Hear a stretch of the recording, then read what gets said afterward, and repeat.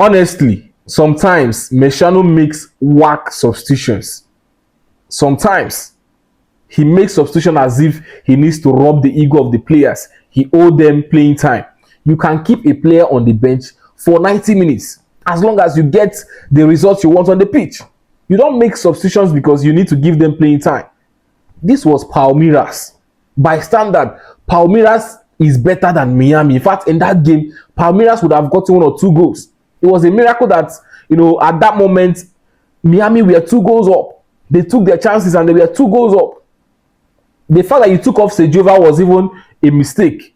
You took off Sejova and brought in Jordi Alba. I didn't like that substitution.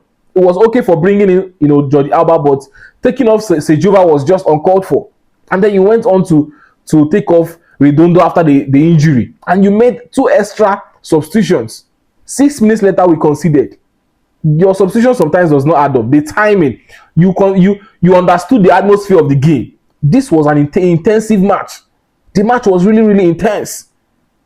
Palmeiras were trying their best to score. Even from minute 1, they have been trying. Now we are up against PSG. Oh, PSG. Wahala. But anyways, honestly, I never expected this, kind of performance from Inter Miami. Miami impressed me. See, Miami has done everything possible to make sure they make it to round of 16, and they did.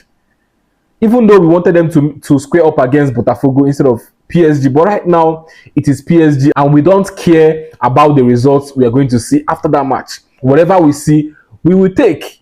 At this point, I am just impressed that Miami are in the round of 16. Messi in his entire career has never been eliminated in the round of 16, and he has kept that clean sheet. He has kept it. At no point were we even hoping that Miami were going to get to the round of 16, but look at them.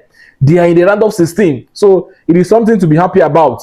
We weren't happy that, after Miami went 2 goals up, they bottled it.